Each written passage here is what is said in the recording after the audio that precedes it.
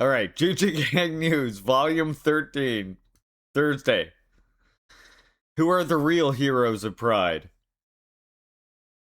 This Pride Month marks the 57th anniversary of the Stonewall Rebellion.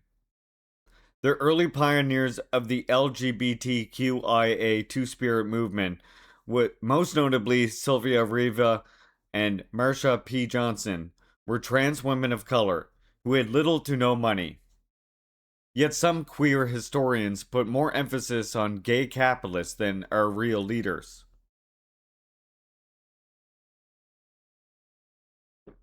In an effort to learn more about LGBTQIA2 spirit plus history, I recently checked out from the library the Book of Awesome Queer Heroes: How the LGBTQ plus community changed the world for the better by Eric Rosswood and Kathleen Archambault. This book is organized by topic, religion, the arts, sciences, etc. Each section contains a collection of short biographies of various queer figures who were important in some way to that topic. In the business section, there is an article on Tim Cook, who created the iPhone. It reads, quote, Tim Cook became CEO of Apple in 2011, and 3 years later became the first openly gay man to run a Fortune 500 company, after coming out of the closet in a Bloomberg article. Apple became the first $1 trillion publicly traded U.S. company under his leadership. It goes on. In his role as CEO of the largest tech company in the world, Tim Cook has proved that LGBTQ plus people can be great business leaders. Unquote. Well, while the authors may have been well intentioned in writing this book, they are clearly bourgeois liberals, trying to co opt the Pride movement. We see this in the centering and adoration of capitalists. The book goes on to praise Beth Ford, CEO of Land O'Lakes, among others. Let us not forget our history, and let us keep focused and centered on proletarian revolution, which will end the capitalist system of exploitation. Workers' World Party article. A good one as usual from Workers' World Party. The libs are out here, and I love one thing I appreciate about WWP is they're always relentlessly calling them out. I do love that. I have a story here for you. This is from Press TV. I didn't even know Tim Cook was gay. I don't really see billionaires as having human properties like that, Frank says. Right? They're just kind of like they're just like embodiments of capital. You know what I mean? Aren't they?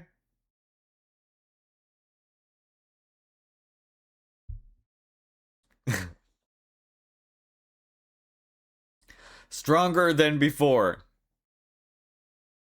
The shattered walls and damaged laboratories of the Laser and Plasma Research Institute at Tehran's Shahid Bashidi University bears the scars of an unprovoked and illegal military aggression carried out by the US-Israeli war machine against the Islamic Republic of Iran. Windows were fully blown out, and some of the Institute's most advanced scientific equipment, optical systems, and critical research infrastructure were completely destroyed or severely damaged. While one of the main buildings directly hit in the April 3rd US-Israeli attacks on the university remains out of operation. Yet, despite the massive scale of destruction, scientific activity inside the Institute resumed with remarkable speed, only days after the attack, and continues. Only days after the attack, faculty members, research, university staff, and volunteer forces returned to clear debris, restore laboratories, and restart research operations. Several neighboring buildings that had also sustained damage also saw repair work. And then you can click on these pieces here to see the damage for yourselves as well. By the way, if you type !news, you get the news letter for yourself. Here's the university. Look, the damage it sustained. Days later, they're back there working again.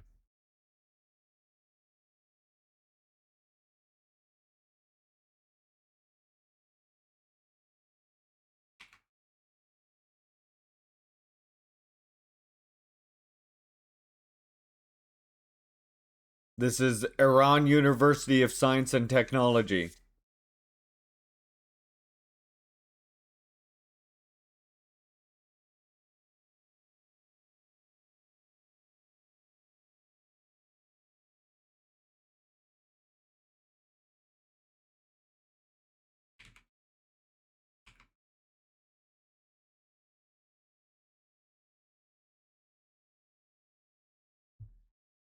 Fuck those genocidal war criminals. Happy Pride Month, Mana. Everybody go follow Manapua, fellow tank tuber. So then perhaps you can understand why this move has happened. Iran's Maritime Authority announces Hormuz closure.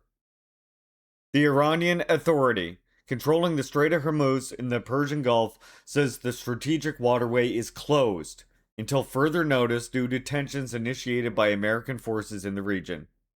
In a brief announcement on its X account on Thursday, the Persian Gulf Strait Authority, PGSA, said that, quote, given the tensions created by the aggressor U.S. forces in the region, and the statement issued by the Iranian armed forces last night, the Strait of Hormuz will remain closed until further notice. It further said that applicants who have already received transit authorization are requested to remain patient and await further guidance from the PGSA. The announcement came hours after Qatam al-Anbiya Central Headquarters, Iran's highest operational command unit, ordered the closure of the narrow waterway shortly after the launch of fresh American military aggression against the country, despite the Islamic Republic's warnings against such military adventurism. There you go. Yep, exactly. Obsesses. I was about to say that, actually. In solidarity with Pride Month, Iran has closed the strait, everybody. To all traffic. Let's go. Strait's canceled thanks to Iran. And now you see why oppressed people everywhere must stand with Iran. Strait's canceled, everyone. Let's go. get them pride tanks rolling. Let's see those pride tanks. If you're sub to the channel, you've got them. If you're not sub to the channel, sub to the channel. If you see someone not sub to the channel, sub them to the channel. If you see anyone out here just hanging around naked, not able to use Leaping Larry emotes, you want to gift them with a sub because we do have the best emotes on the channel. We've got Bug in the Rain. We've got Bug Concerned. We've got Larry Looking in Horror. What other all kinds of emotes. So if you're naked and chatting, let yourself be seen. All right, we got Hummus Guzzler right there. See, if anybody would like to help Hummus Guzzler get into the Leaping Larry Juche Gang Tiny Image Club, please, it would go a long way for the channel as well. IRGC strikes 18 U.S. military targets, meanwhile. The Islamic Revolutionary Guard Corps. What's happening on this planet? Yo, Twister Porky, thank you so much for the gift sub to Hummus Guzzler. Appreciate your support, comrade. Thank you for oiling the wheels of the Juche Gang stream. That means a ton. All right, I think that, yeah, this is my last one about Iran here. Then we'll look at some more. I think they said the fighting has stopped. Yeah, I mean, the funny thing is, and I mean, you'll see, actually, I included all that in here. Yo, Comradeski, thank you so much for the gift sub to Miss Silamum. Appreciate that. Thank you. See, I actually thought about this too when I put together the newsletter. So I of course have this story here, which is talking about IRGC striking the 18 U.S. targets. They're saying the IRGC and the Iranian army have announced a series of coordinated retaliatory military operations targeting U.S. military installations across the region, including assets in Bahrain. The IRGC said its aerospace force and navy conducted a retaliatory operation in two separate waves in reprisal for the attacks on the coastal outposts and service units, law enforcement posts, and Bandar Abbas airport area. Separately, the Army Public Relations Office reported a drone operation targeting the headquarters of the U.S. Fifth Fleet in Bahrain. In response to a ceasefire violation and attacks on parts of southern Iran, the Islamic Republic of Iran's army used various explosive-laden drones to strike the U.S. Fifth Fleet, the office noted. It added that communication antennas and radar systems associated with the fleet's Patriot air defense system were targeted in the counterstrikes. Dang. And so I did include with this as well additional reports that you might want to read up about, such as Trump's claim of direct talks with Iran, false, and a cover to escape war, says the IRGC. You also might want to read more about U.S. continuing its unwarranted aggression in Iran with fresh waves in the south, so I've included that. And then these tweets give you some live coverage of what's going on as well. So, check it out. All right, content warning. Pete Hegseth. Bry, welcome in. Good to see you. We got Pete Hegseth. Content warning. He's issuing threats to Cuba while standing on fucking Cuban soil. U.S. Secretary of War Pete Hegseth visited U.S. troops at the U.S. base in Guantanamo Bay, Cuba, on Wednesday, and issued a threat to the Cuban government. The Trump administration has set up potential pretext for an attack on Cuba, including an indictment on the country's 94-year-old former president, Raul Castro, suggesting that the U.S. may launch a similar operation to the one to abduct Venezuelan President Nicolas Maduro, which Hegseth references. So listen to this. And then you look at Cuba. Again, content warning, it's Hegseth. And then you look at Cuba, where we are, where the United States of America has been for over 100 years and where we will remain in key terrain. And that government has decisions to make about what kind of reforms they want to pursue. It's not my job to make that decision for them. It's our job at the War Department to be prepared for whatever our Commander-in-Chief asks us to do on behalf of defending the American people. It would be unwise for the government of Cuba to try to procure or get access to the types of weapons that could reach this base or the American homeland. They would be inviting the kind of confrontation not only do they not want, but they could not stand. No country on earth can match the capabilities of the United States of America. We seek no enemies. We seek no foes. They're all very sweaty. And we hope soon we can be a friend of the leadership of the government of Cuba. For now, let's see what happens. But the Department of War will give the Commander-in-Chief every single option he needs inside that contingency. And when Look how sweaty these people are. You're not defeating anyone, okay?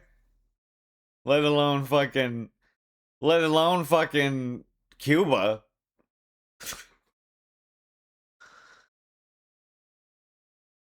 As a soldier, you should never agree to colonial orders. I mean, the problem with that though, Ronaldo, is that an army isn't just this benign force like the state that's one thing or the other. The U.S. Army is a colonial army, and it cannot be changed into anything else. People in the army can come to realize what it is and serve a better purpose, of course.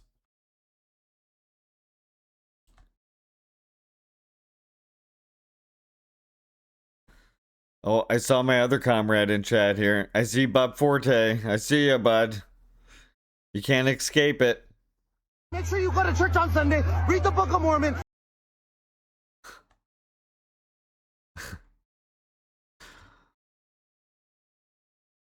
Okay, now we've got socialist headlines. The hypocritical formula of the blockade. In response to what we just heard there. Army raised the enlistment age to 42. Lovely. Let's imagine, just for a moment, that any nation in the world, from the most industrialized to the humblest, woke up one day unable to receive a single drop of fuel by sea. The international banks, for fear of being secondly sanctioned, refused to process payments for crude oil. That shipping companies, insurance companies, ports in third countries, all of them, decided to succumb to the threat of having their assets frozen in the United States. Hey, this guy's a commie! Commie, traitor to our country! Alright, thank you so much for the gift sub to Manapua Games. Appreciate your support. In Cuba, this is not a hypothetical scenario. It is the daily reality. Since the executive order of January 2026 imposed an unprecedented oil blockade embargo, and the current administration threatened tariffs on any country that sold or supplied fuel to the island. The result, in 4 months, barely one tanker has managed to dock in Cuban ports. To understand the bitter significance of that figure, the arrival of a single tanker satisfies barely 12% of the country's monthly needs. Public transportation grinds to a halt. Trucks carrying food from the producing provinces to the rest of the island stop running. Crops are left in the field, while urban markets are empty at dawn. Generators which power hospitals, factories, and water treatment plants are shut down due to lack of diesel. And the population enters a cycle of blackouts, which now exceed 20 hours a day in many areas. Any serious economist knows this. The elasticity of energy consumption is practically zero. You can't stop using 80% of the fuel overnight without destroying the productive apparatus. That's not management. That's planned strangulation.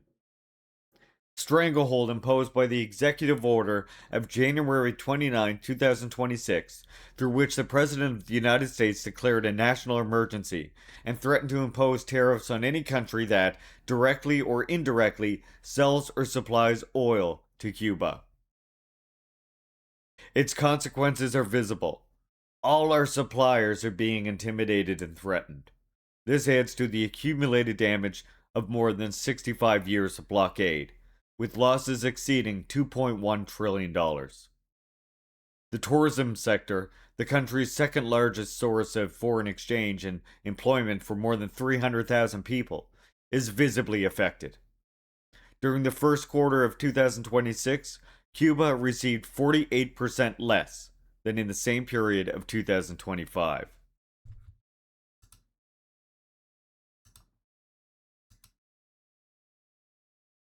Jesus Christ, where the hell are you people?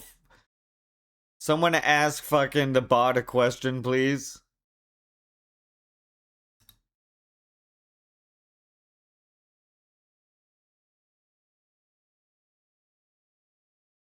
President Thong Loon plants trees in Paxi City. Thank you, thank you.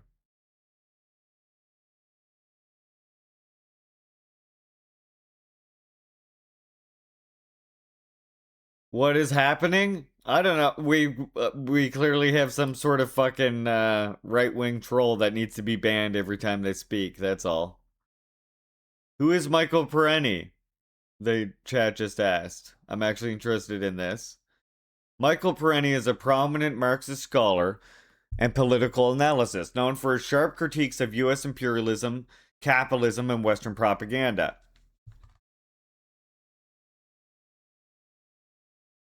He exposes imperialist lies and supports socialist and anti imperialist struggles worldwide. A true voice against the imperialist narrative. Let's go. G String likes Michael Perenni. I like it. I approve. All right, we got Lao now. Lao news. From KPL, which is Lao National News Agency. President Thong Loon plants trees in Paxi City.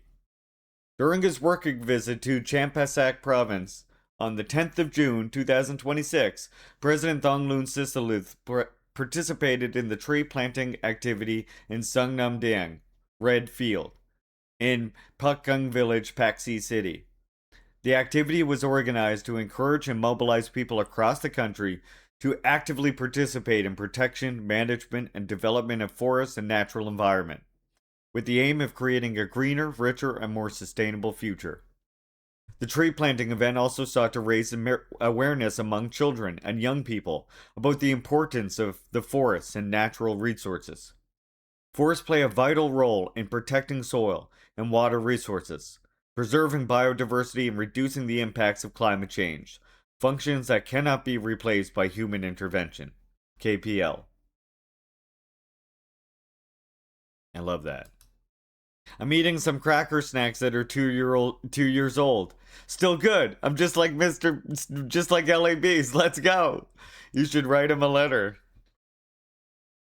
Be like, I was inspired by your video. I was inspired by your videos to eat a 2-year-old package of crackers, and it's pretty good. I've contributed to science. Thank you for allowing me to dedicate my life to science, LA Beast. There you go. I hope you write that down. I just dictated that letter that you should send. It's letter time. It's letter time. I'm Nicholas Pickles. All right, now we got Vietnam. Don't stop distracting me, Chad. I'm doing the news. No, I'm just joking. Keep distracting me. Nha Trang Museum of Oceanography in Vietnam. Someplace you might want to visit.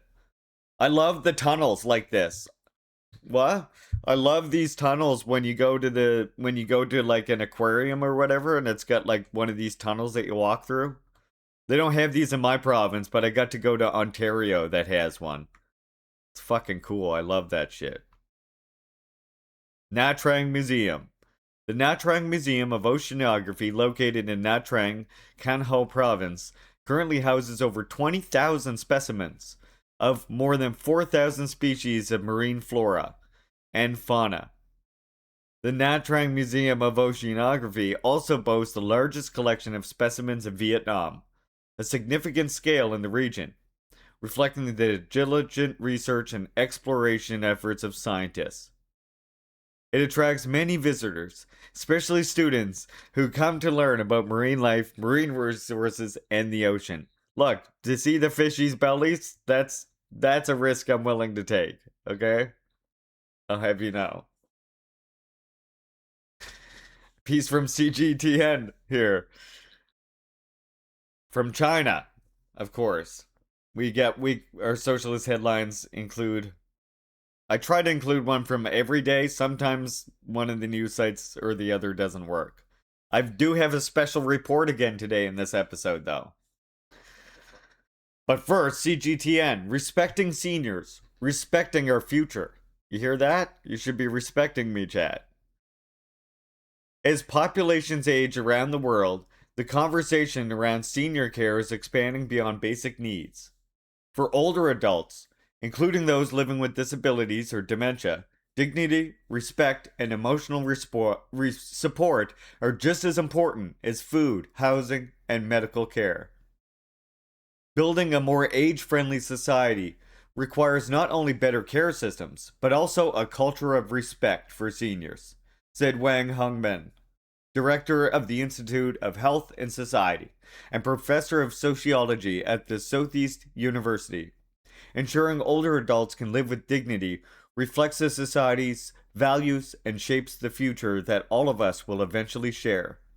And then we got a little video here as well. 一些失能失智的老人如何照顾到他尊 Which 严？ says what I just said, 他 but 也不完全就是说你让我吃得好、住得好，还有一个呢，就是精神上的这种慰藉。跟老人说话的时候，有一种尊敬心、敬畏心。老吾老及人之老嘛，就不光是自己的父母，我们应该有这种敬畏心。其实对全天下的老 Not 人， gonna 这 cry. 是中华民族的优良传统嘛。我们要从这个社会上敬老，从法律上护老，就是让老人尊严有尊严，也让我们每个人在这个生命的历程中都养成这样的素养也好、惯习也好，那我们就习惯就成自然了嘛。但是自然而然，我们都该这么去做，我们也都会这样老去，也都会这样的这个走完人生。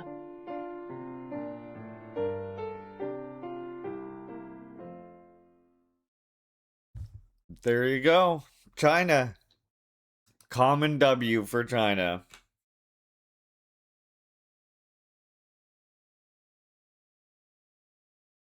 All right, and today I have a special feature again for y'all.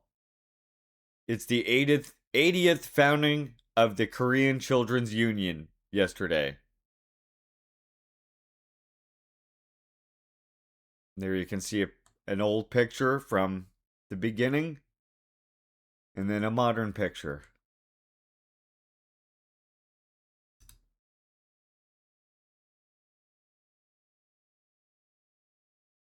You can do it.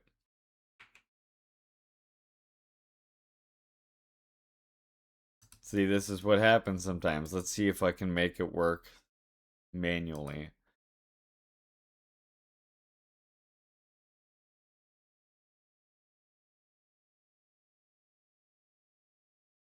Oh no, now see now I can't get it to load. No.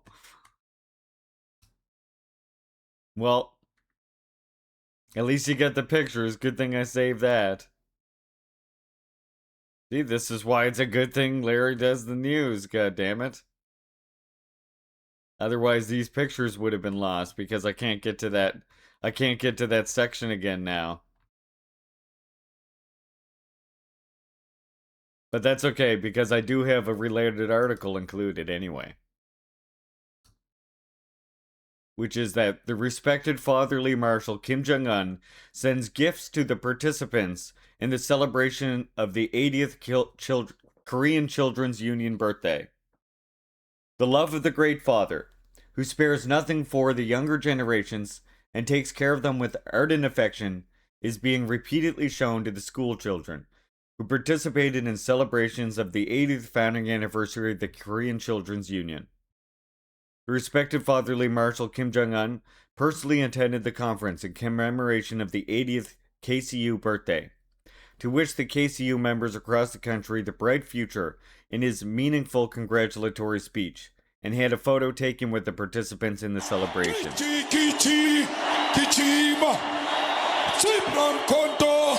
Alliance shoot to kill Yamaza, kill the poor, the farmer, kill the poor, the farmer. Brr, pa, pa, brr, pa, pa. Attention. Thank you, Cannibalism is Wrong. Welcome in, welcome in. We're just doing the news here, learning about the 80th Korean Children's Union birthday. I hope your stream was good. We're learning about how Kim Jong-un has sent gifts to them. Well, right here, he gave a congratulatory speech, had a photo taken with them, and then he took a benevolent measure to send gifts to the kids. Where is that burp audio from? That's from a rally with Julius Malema and the EFF. A meeting was held on June 6th to convey the gifts sent by the fatherly marshal to the participants in the celebrations of the 80th KCU birthday. The speaker warmly congratulated the KCU members who celebrated with splendor the 80th founding anniversary of the KCU as a significant holiday under the great love of the fatherly marshal, to be remembered for life, and came to receive the gifts of love. He said that the gifts of love are associated with boundlessly warm and profound affection of the marshal, who wishes the KCU members to grow uprightly and stoutly. The speaker asked all the KCU members to study hard and take an active part in organizational life. The KCU, and thus prepare themselves to be reliable pillars of prosperous Korea, knowledgeable, virtuous, and healthy, and young revolutionaries and patriots supporting the country. The KCU members who received the gifts, lists, and gifts associated with the tender affection and love of the benevolent father extended boundless thanks to the fatherly marshal for his great love and care. Participants in the celebrations of the 80th KCU birthday hardened their resolve to grow up to be sons and daughters, boundlessly loyal to the respected fatherly Marshal Kim Jong-un, and competent builders of socialist Korea, cherishing today's glory and happiness as the most beautiful memories in the days as KCU members. Signet Rodong Sinman. There you go. A Tank Tomb production, comrades. The newest team on Twitch, and soon to and who knows where else it'll go. And if you type news, you can get this newsletter for yourself.